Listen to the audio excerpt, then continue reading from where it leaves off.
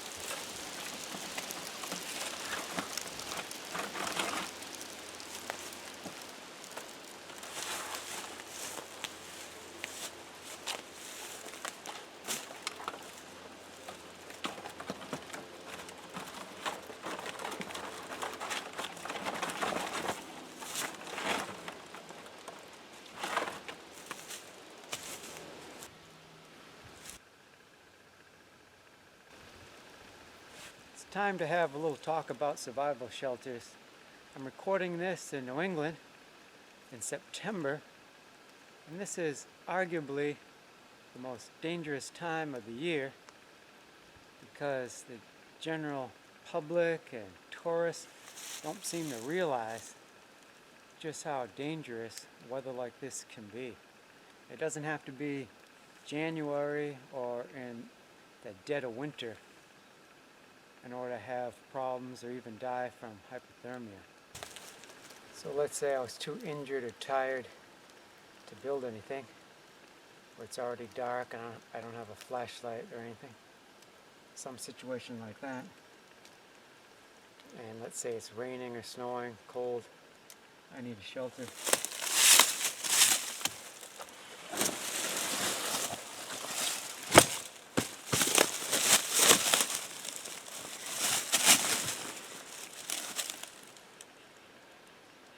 There I am. Insulated floors, my pack. Lean up against a tree. In my mind, that's insulation. If I lean against a boulder, that's cold. That will suck heat out of my body. Not so the tree. A nice warm bark on it. This shelter can even stretch out my legs. So the Abenaki lived here thousands and thousands of years, and there's written accounts from colonial times. One famous person was known as Molly Ockett, and she was a doctor to the colonists, and she traveled around and would take advantage of places like this. And there's one overhang that's even called Molly Ockett's Cave, and it's likely she slept there from time to time. But if you look at it, it's not like the picture storybook type of cave that most people would imagine these days. It was perhaps better described as an overhang. So you could just leave it like this, but let's say a winter day, something like that, I can easily improve it. So here's a shingle lying on the ground. There's a bigger one. Look at that. Not completely flat. It's got this conical shaped area where the ant is going through, but it's quite a shingle.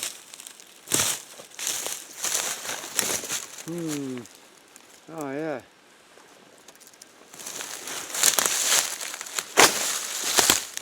And you have this fallen tree, not the biggest birch tree in the world. Still, I can get shingles from that.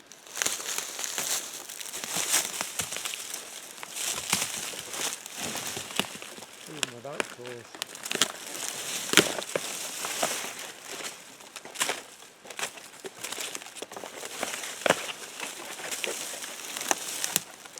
There we are.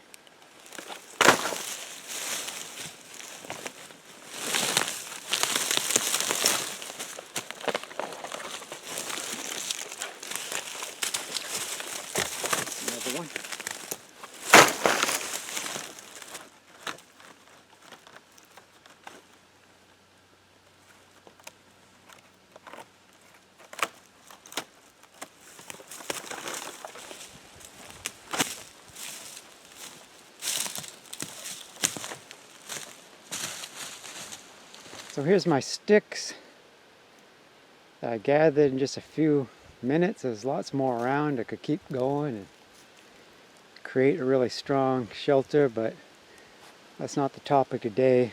Today is what you can do really quickly. So that's going to be the structure. Then I have these additional sticks, things that are thinner or dry rotted, not much structure. But those are going to be on top of the birch bark just to weight it down so it doesn't blow away. And I have another visit from my friend the raven. How you doing, Charlie?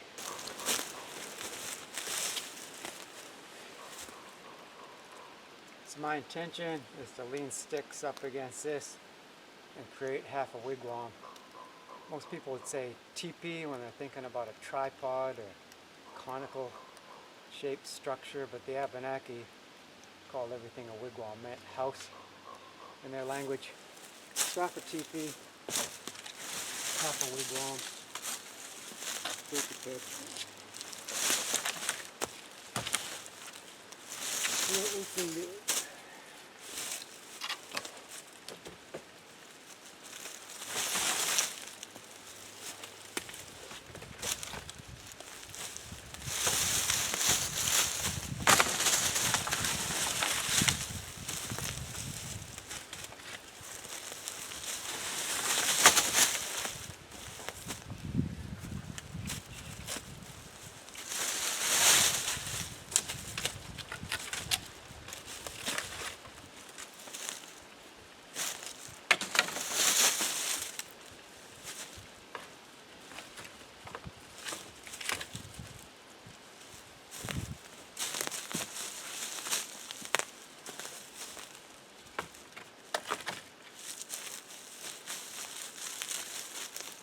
It's already looking like a home. Now let's add some shingles.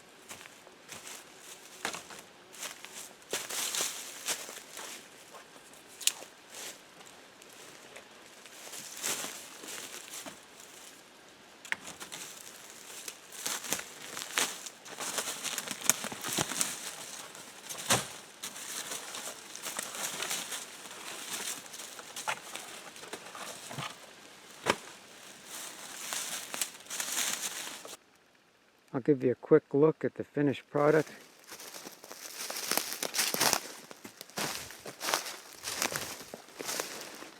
And if you did have time, of course, you could keep going.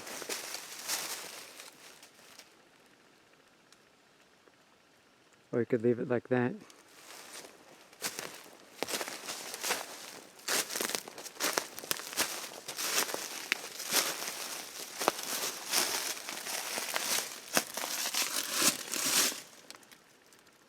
And of course, I'm heating up from the exertion, the activity of building the shelter. I just have my jacket on to kind of demonstrate what I might do.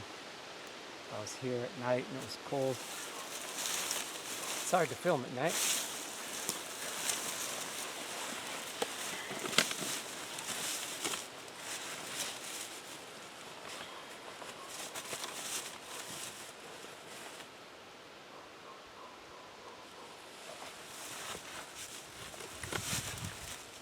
And the pack is part of the structure.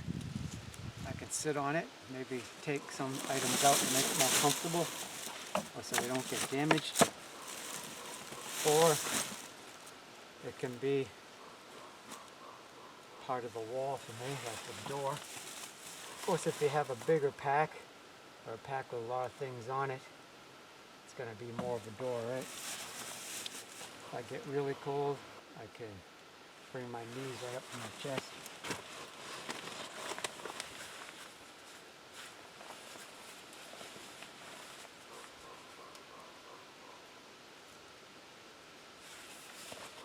Like this is more of a squat. My rear end isn't even touching the ground really, it's just the heels of my boots.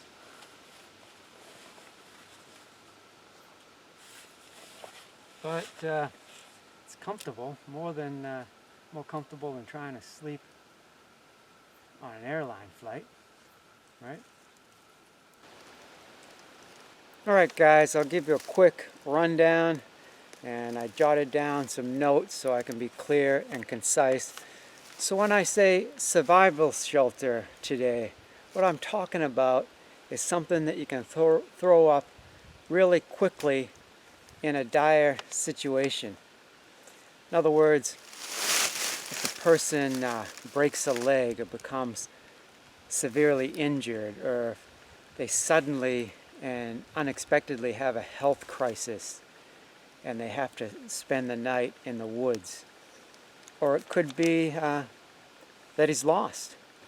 But for whatever reason, you're in a woodland area and you have to quickly make a shelter. For whatever reason, you have limited time and energy to find or create a shelter. And a lot of times, for people without any training, when they get lost, they keep frantically trying to get back to their car or the road, wherever, get out of the woods. And a lot of times they're even going in circles. And they don't even think about shelter until it's almost dark. So there's very limited time, if any, really. So the first thing I want to talk about is your posture, or your body position. Because universally, it seems, almost universally, people think about they're going to sleep lying down, a prone position like they do at home in their beds. And even when I see survival being taught, that's what you see.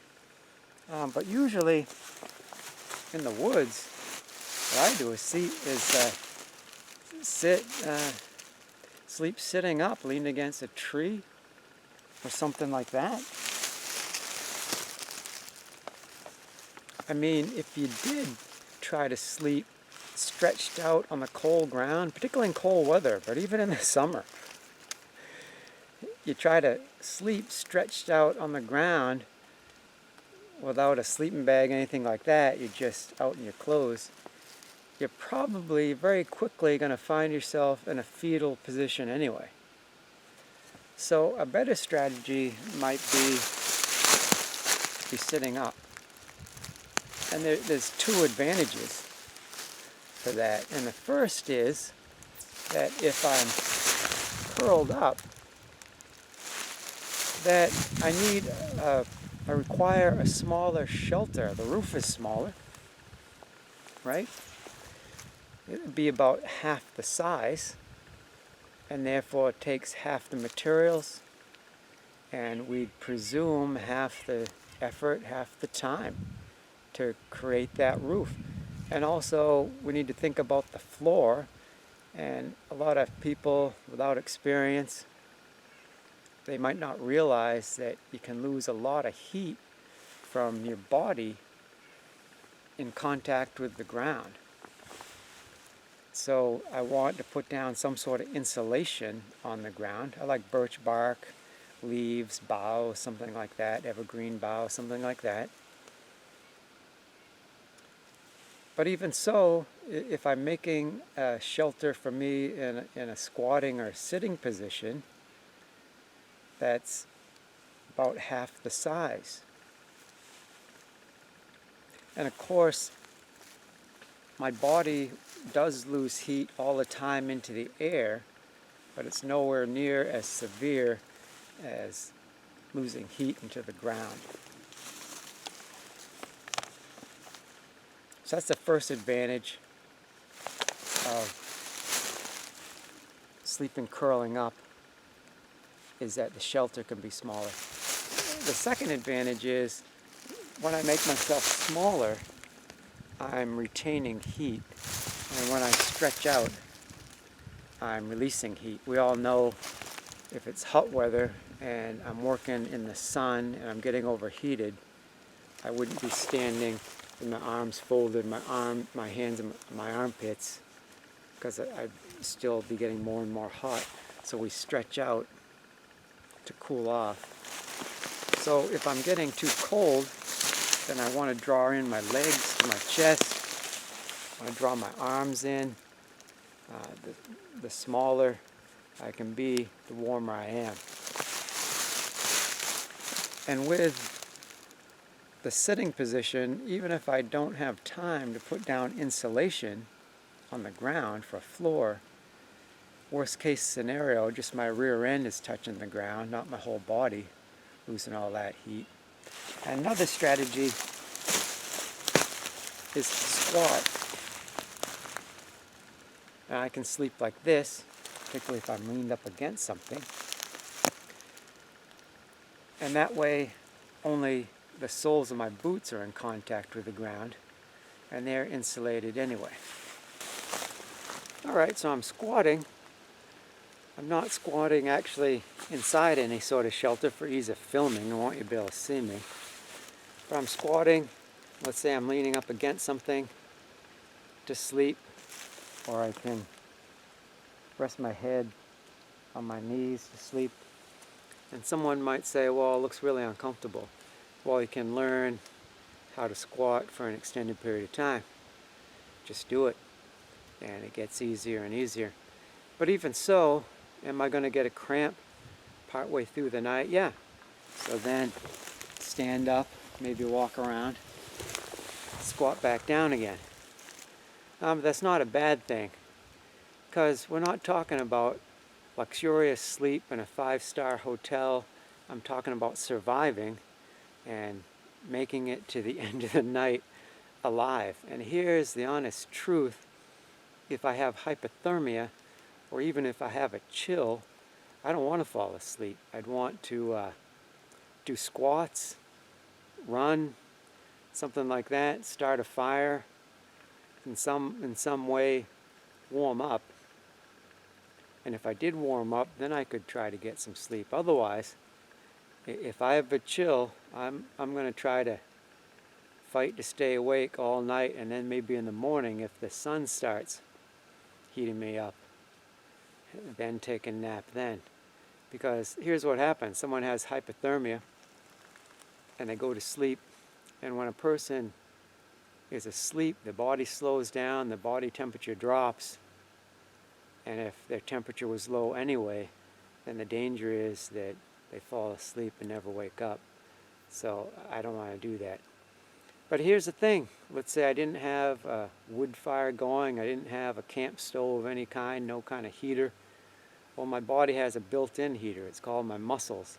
And there's particularly large muscles in my legs. So doing squats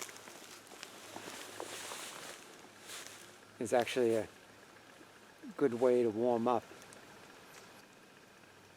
Alright, so I'm done talking about the human body. Let's move on to talk about shelters.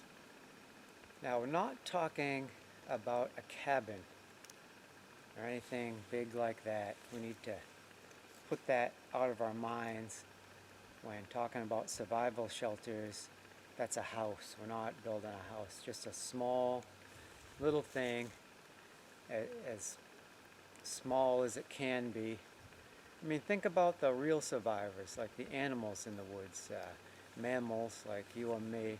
Think about the porcupine, for example. He wants a little burrow, somewhere he can go just slightly bigger than himself, just something he can squeeze into. And that should be our mindset too. And then when we're going through the woods, we can find things just as is. Could be a leaning tree, leaning just enough that there's a dry spot.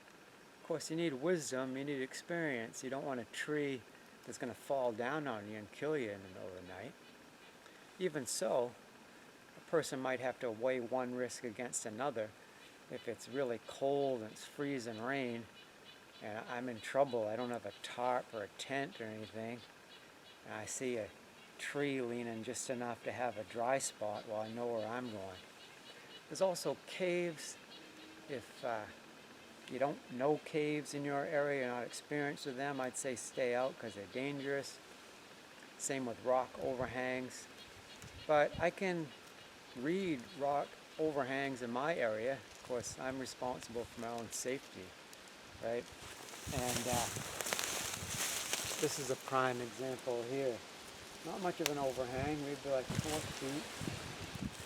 I got a wall to block the wind. I mean, there's wind now. I'm not feeling any of it. I can see limbs moving.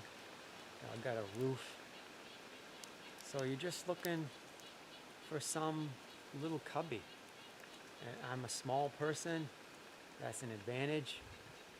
Speaking of small people, let's say, God forbid, you're out in the woods somewhere and you get in trouble and you have children with you know. Well, you just need a cubby small enough for the child. And in this case, you being large could be an advantage, because can you put the child in a cubby and then shield them with their own body? I mean, people have done that.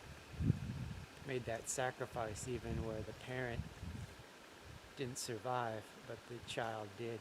I mean, you make a good roof and a wall, and your body is warm while you're alive.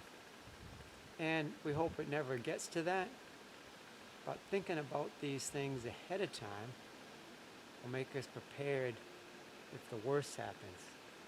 And if we continue to learn and to train, then it's less and less likely that we'll get in a dire situation like that. Okay guys, that's it for now. Thanks for joining me. I'll be back with another video just as soon as I can.